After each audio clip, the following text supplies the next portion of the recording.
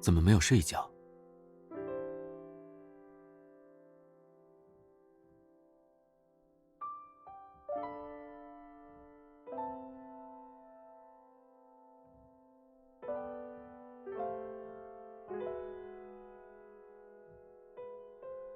是有一点。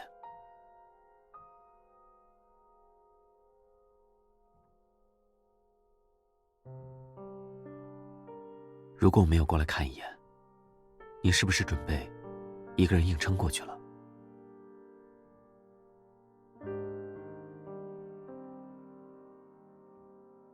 比起道歉，我更想知道，你为什么会把自己弄成现在这样？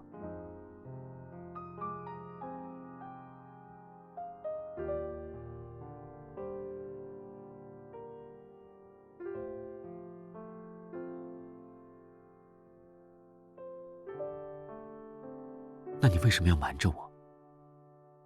还特意发短信给我，说自己最近忙着工作，要失联一段时间。就这么怕我突然打电话过来，然后从你的声音里听出异样吗？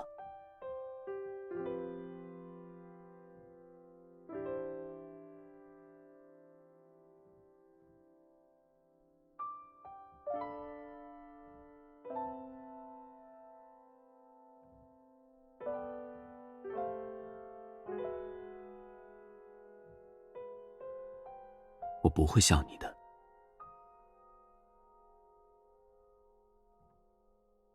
后来发生了什么事？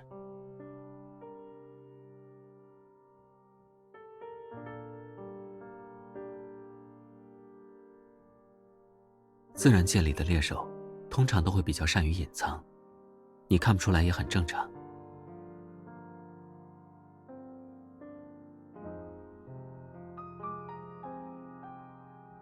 总而言之，无论以后遇到什么样的情况，都不要再贸然行动了。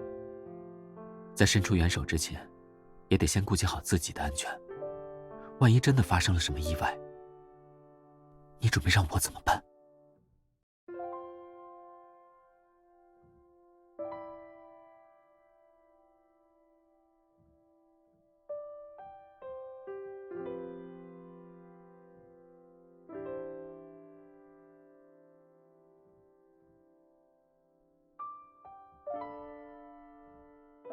什么感觉？那是因为你的体温太高了，摸起来很烫。都烧成这样了，你觉得还能算没事吗？你怎么知道没有？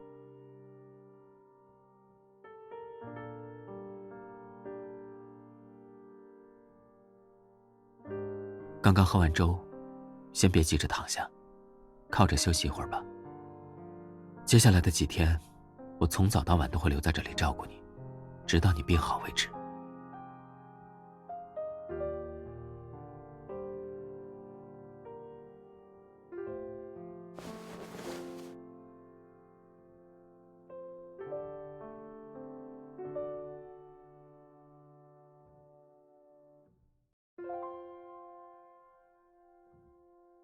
没什么，只不过是第一次尝试着煮粥，不是很熟练，又有些急于求成，所以不小心烫到了。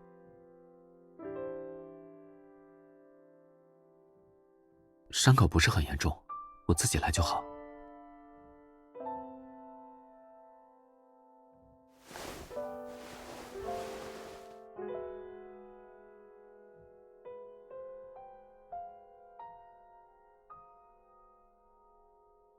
照顾你和准备讲座这两件事并不冲突，我可以协调好。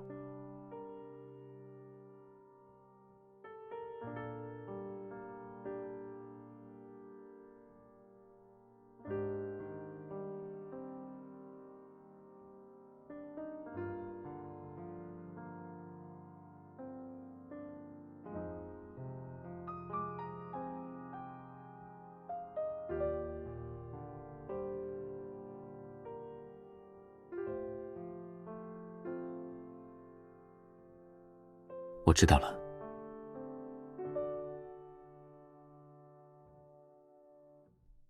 你照顾好自己，厨房有些乱，我收拾完就走。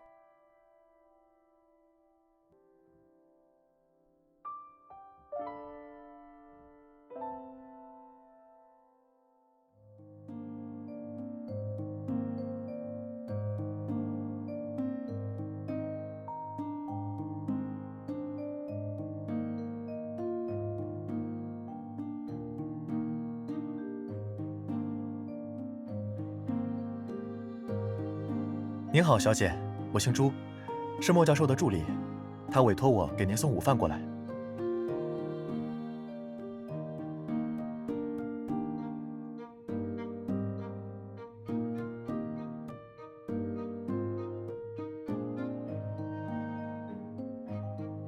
啊，抱歉，一时没反应过来。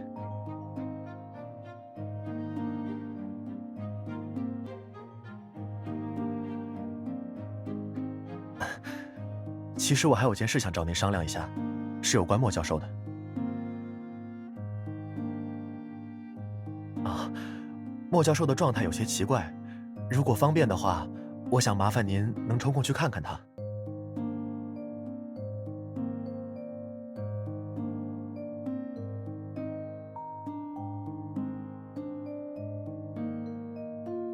我也说不准。莫教授上午刚刚结束了一场原定的讲座，回来后就将自己关在了办公室里。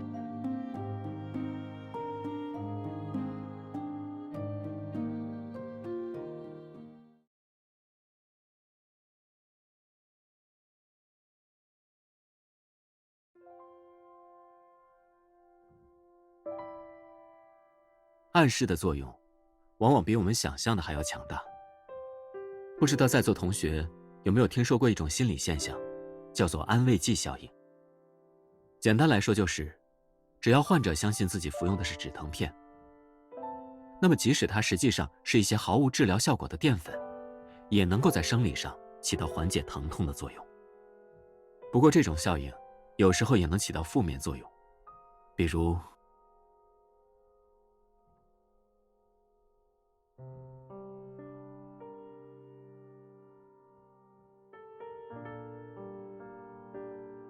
这位同学，如果有什么不明白的地方，随时可以打断我进行提问。之后我也会在群里分享这次的课件和文字版讲稿。所以，请把手机收起来，在我的讲座过程中，不允许拍摄。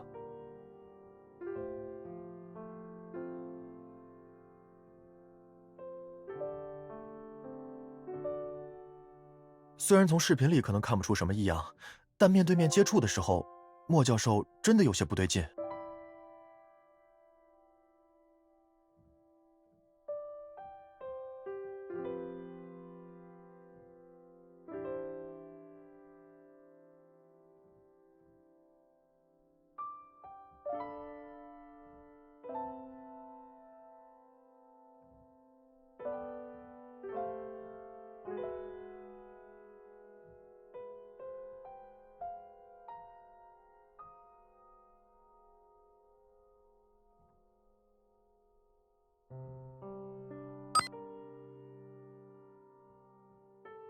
莫教授，请问您方便？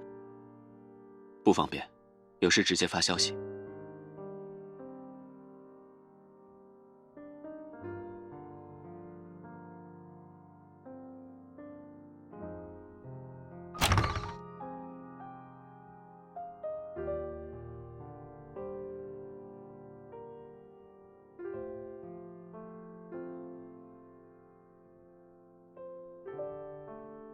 关门。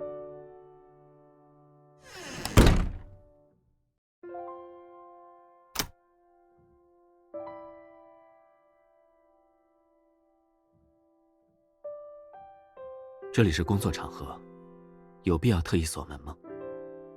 一般来说，在没有征得我的同意之前，是不会有人敢直接闯进来的。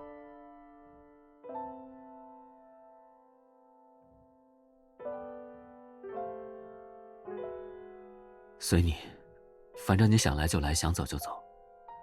在这里，也没人能拦得住你。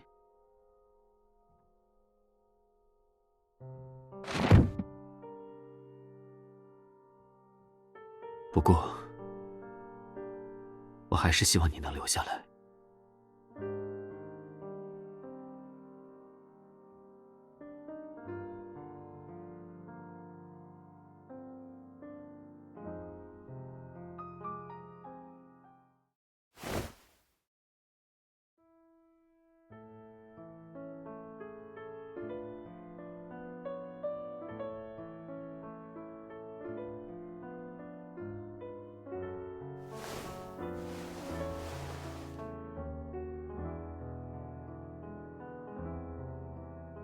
用，昨天我已经请家庭医生看过了，暂时没什么大碍。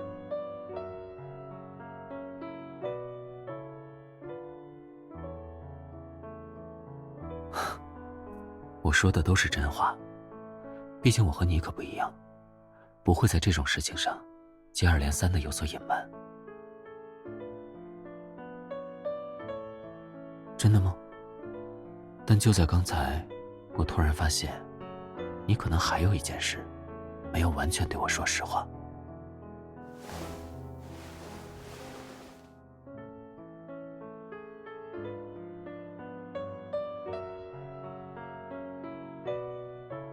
前几天你发烧的时候，我也像现在这样碰过你，问你是什么感觉。当时你只说有些凉，其实应该不止这样吧。除了凉以外，这种感觉明明还很舒服。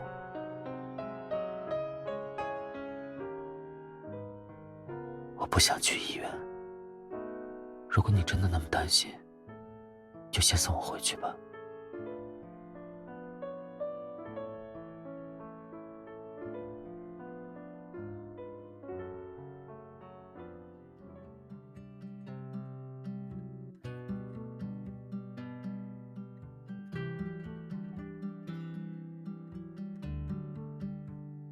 没事，我自己可以走。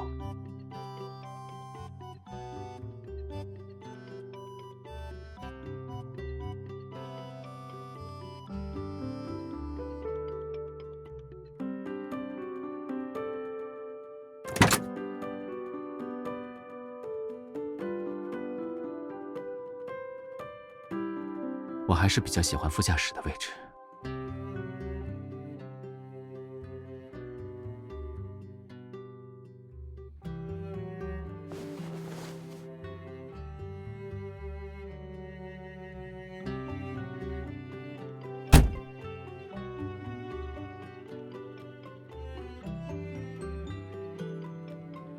你也一起进来的话，就没有人开车了。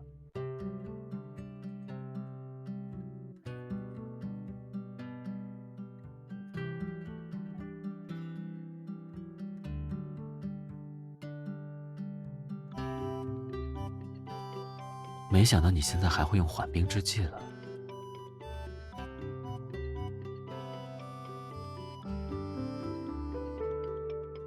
我愿意，所以你准备怎么测？要放进去吗？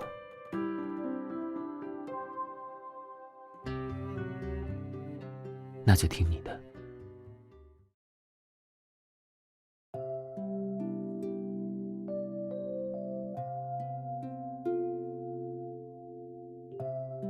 等一下。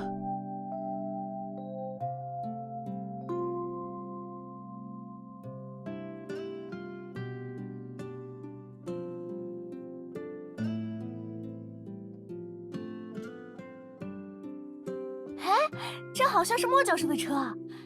我之前就觉得挺酷的，有种禁欲系的风格。算是车如其人。哎，听心理学院的人说啊，莫教授待人接物一丝不苟，不是特别容易亲近。今天我去蹭他们的讲座听，好像就有人因为中途拿出手机拍摄而被严厉制止了。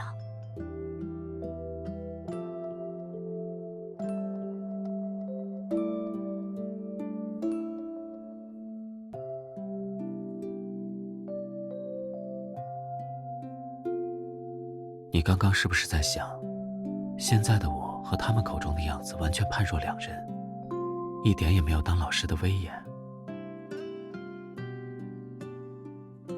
有也没关系，只要你能替我保密就行。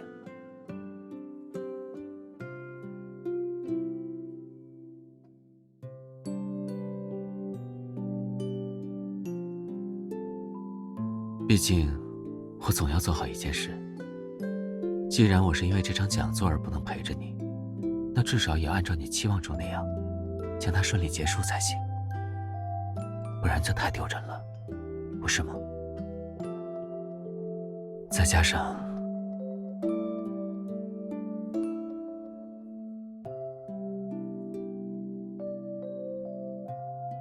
些好奇莫教授的车内摆饰啦，会不会有那种很可爱的小玩偶？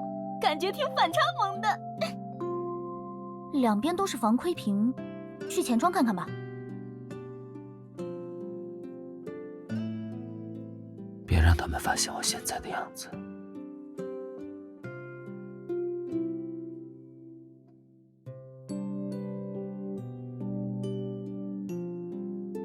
生病的事情，我不想让任何人知道。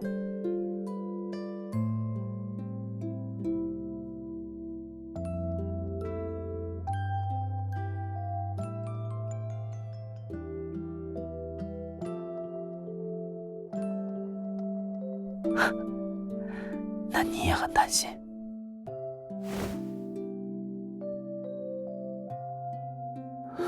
你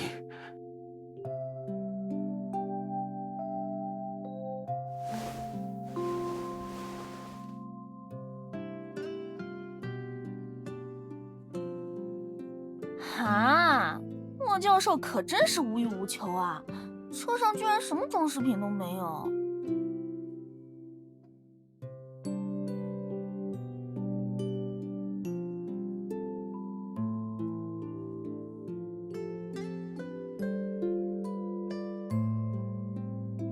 动作幅度别那么大，会露馅的。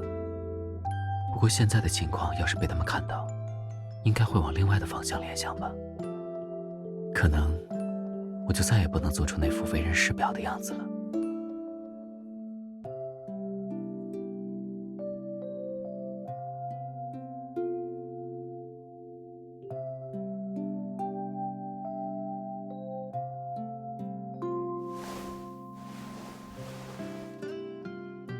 无论是之前救猫的时候，还是现在帮我的时候，你都是这样不计后果，差点就又把自己拉下水了。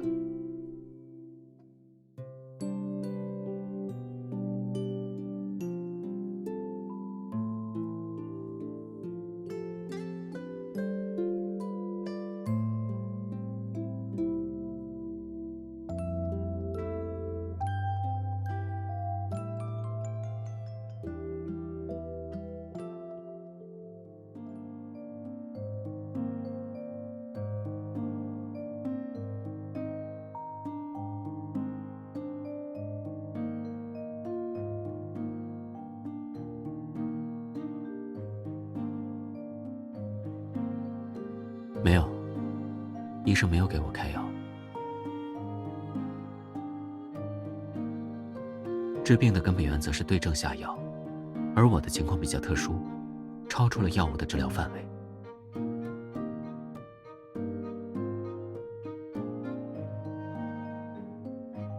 如果你今天也去听过那场讲座，或许就能更快理解我的意思了。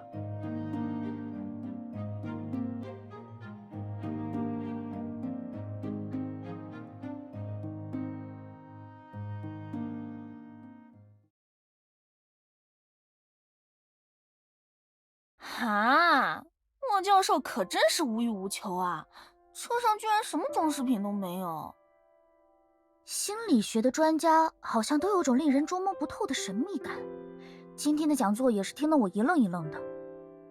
情绪状态常常难以自控，却又能够直接诱发生理疾病。仔细想想还挺可怕的。也还好啦，就连动物都有因为过于孤独而诱发疾病死亡的案例。人类的情绪复杂多样，本来就容易患上心理疾病，会因此影响到身体健康，似乎也并不奇怪啊。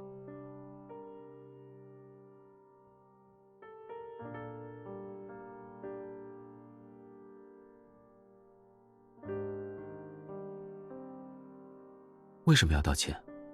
听起来就像是做了什么对不起我的事情一样。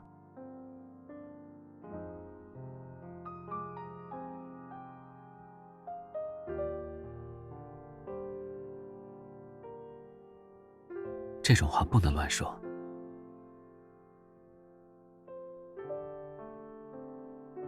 所以你觉得我是因为见不到你，才思念成疾了吗？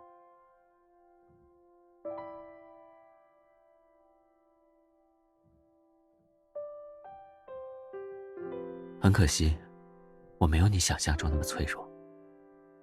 况且我其实并不擅长忍耐，在特别想你的时候，还是会忍不住去见你的。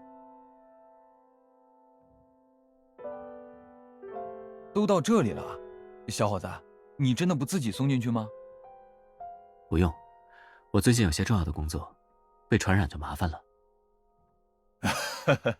哎呦，你们这些年轻人啊，可真是惜命。要我看，这有什么呀？不过是个小感冒，又隔着门里门外的距离，哪儿那么容易传染啊？不是我怕，是他怕。哟，看起来他还挺重视你的。是吗？那当然，毕竟一般来说，大家都会希望生病的时候能有人陪在身边吧。其实听完他的话后，我本来是准备不再借用助理的名义，而是直接去见你。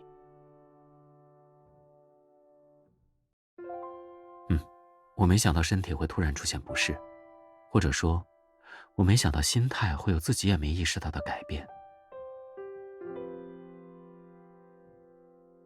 这种不明原因的发热，以及它所引发的脱力与燥热，曾经让我觉得非常烦闷。就像是病急乱投医，我尝试过很多种方法来降温，可惜效果都不是很显著。不过，至少会稍微舒服一点。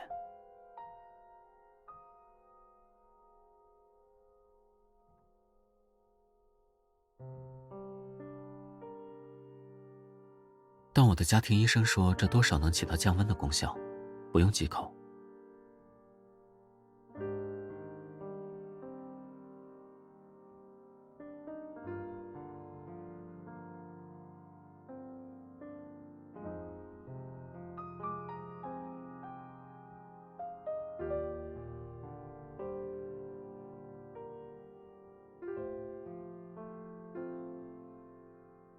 虽然治标不治本，但这种凉意确实可以短暂的缓解不适。本来我准备暂时维持现状，等讲座结束后，再慢慢研究引起发热的原因。只不过，答案居然出现的比我想象中还要快。你知道吗？在你突然闯进办公室后，我意识到那种燥热的感觉有了加剧的趋势。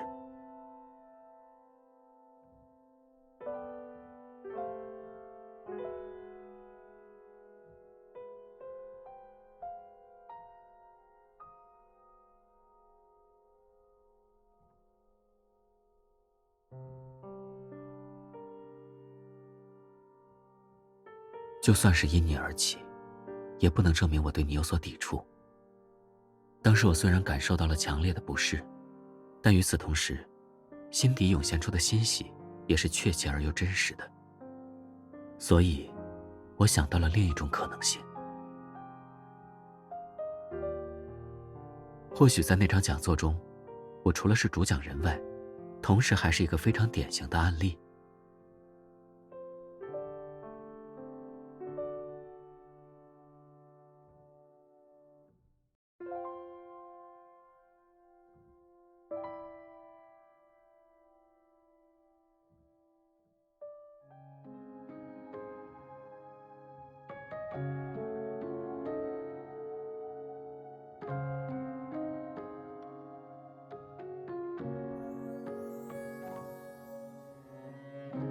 起初我也很意外，但仔细想想，却又是情理之中的事。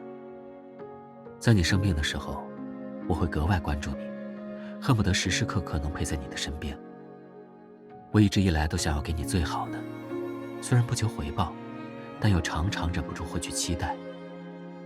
或许在我的潜意识里，其实也一直渴望着受到同等对待吧。这种无意识的想法，慢慢在心底植根生长，最后形成了一种强烈的暗示。是不是只要我病了，就能让你舍不得从我身边离开了？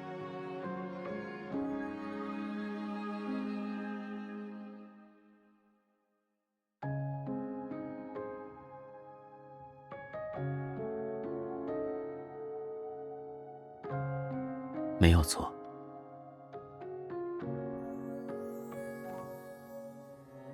本来如果你没有刨根问底下去，我是不准备继续说的。毕竟这也不算是什么光彩的事情。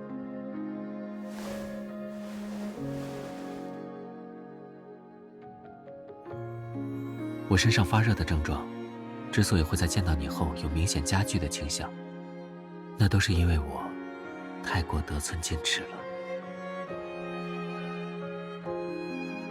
刺激会引起反应，反应就等同于是对刺激的回答，而有时候这种回答是还不够。当我发现身上的难受与不适真的能够获得你的关注后，就会忍不住去贪求更多。有些人永远不知满足，欲壑难填，而我大概恰恰就是这样的人。之前那些学生的话你应该也听到了，在别人眼里，我是个一丝不苟，不是特别容易亲近的人。所以，你觉得我对谁都会这样吗？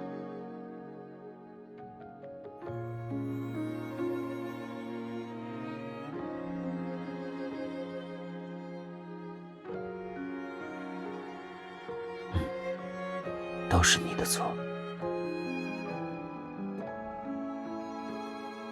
如果真的觉得愧疚，那么比起那些轻飘飘的道歉，我更希望你用实际行动来证明。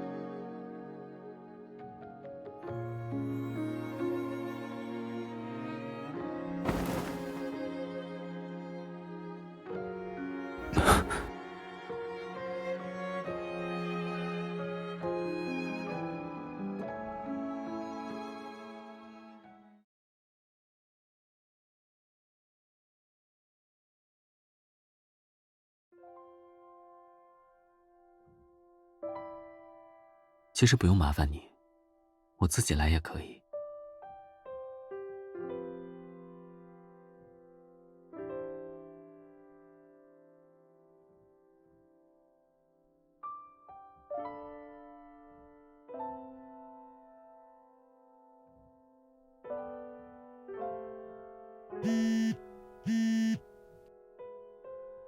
我临时有些事。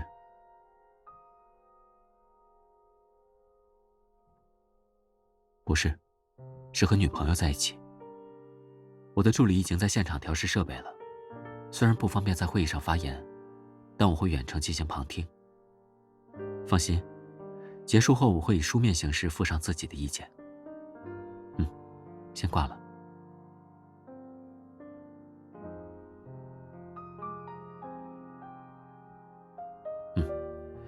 这场学术会议还会邀请到一些国外的教授，各方协调过后才定了这个相对合适的时间。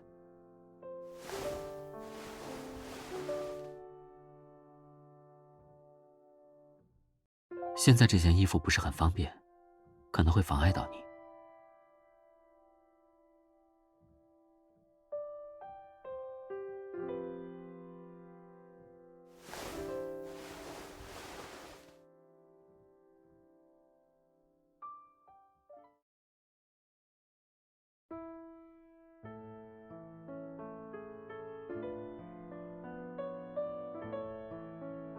你这么做，是真的想帮我退烧吗？我不是在说这个。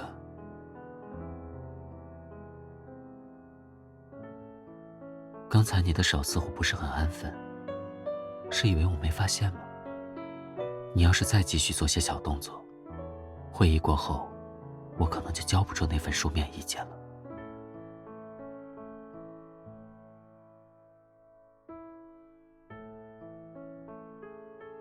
没事，我之前也没有类似的经历，会慢慢试着去习惯的。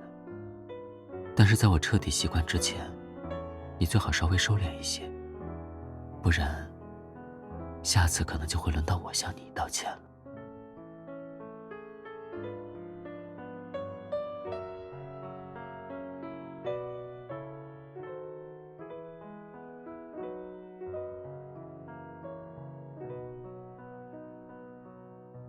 没有别人。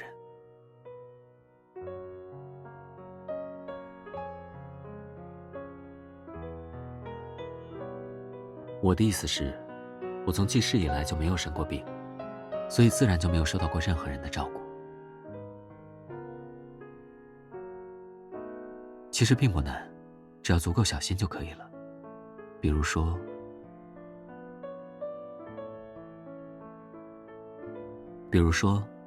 无论天气冷暖，都要时时刻刻把衣服穿好。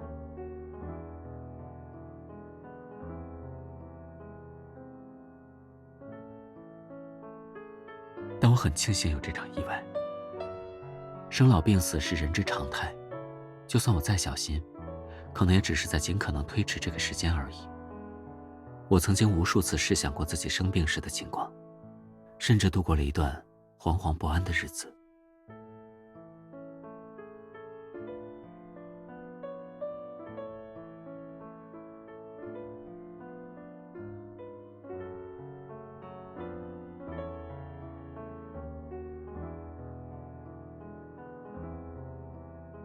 你说的对，如果我早些知道第一次是因为你，或许就能更加坦然地等待这件事的降临了，甚至还会有些期待。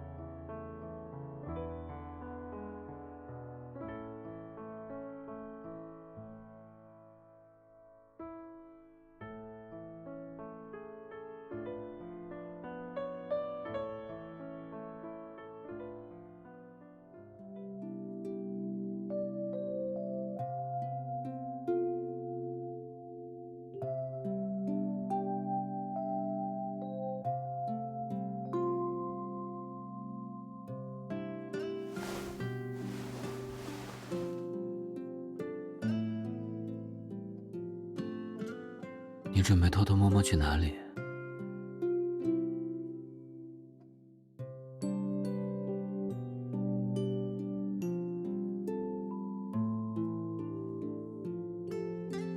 被你吵醒的。不过房门在睡前被锁上了，不吵醒我，你也出不去。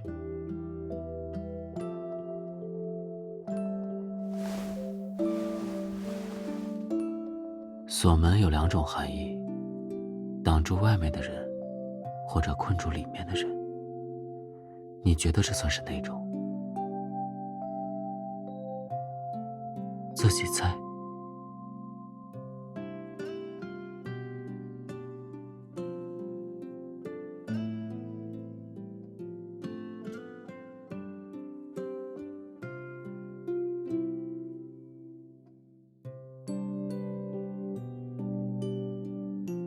你还没回答我的问题，刚才是准备瞒着我去哪里？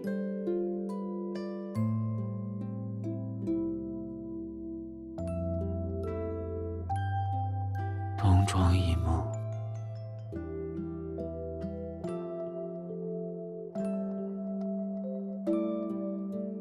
去，等我一会儿，我需要稍微收拾一下。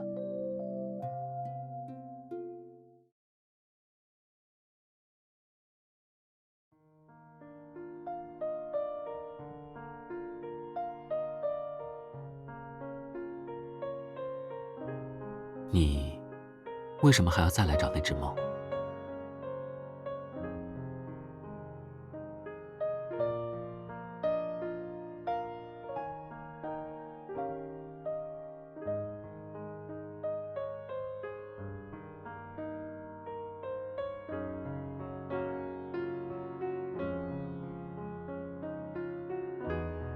你别动，我来吧。这个位置在岸边也能够得着。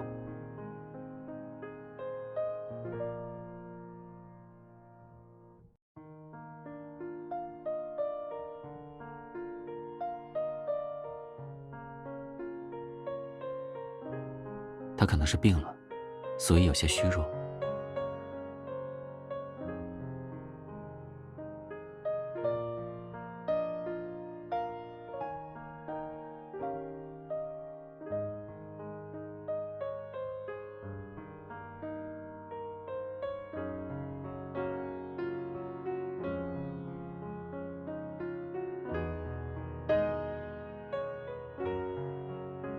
我来抱着就好。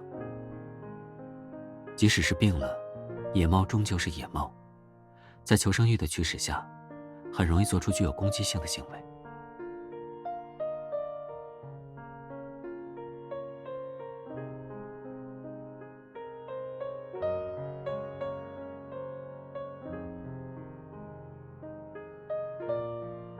在野外独自生存，如果身体虚弱，就很容易会成为其他动物捕猎的对象。这里四面环水，又有芦苇遮盖，算是个隐蔽又安全的地方。所以我觉得，他应该并不是想放弃，相反，这也是他为了活下去所做出的一种努力。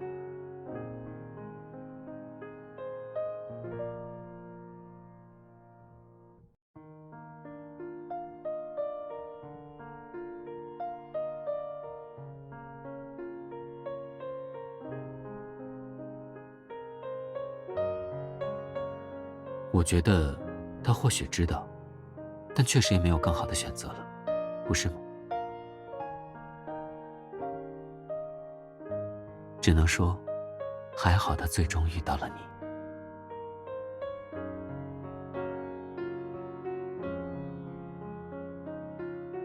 走吧，先送去宠物医院，等把病治好后，就可以帮他找一位合适的主人了。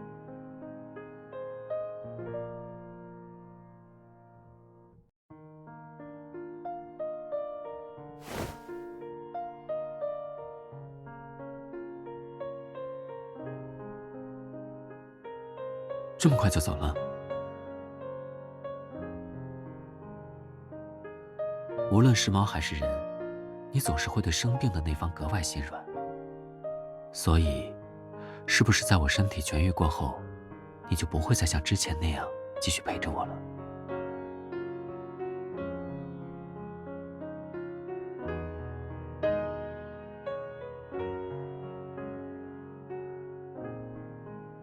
你不需要因为之前的事，就对我这么小心翼翼。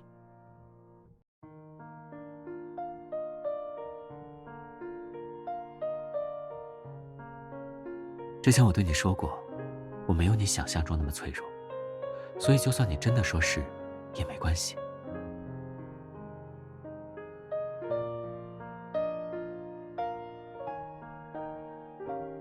很讨厌，不过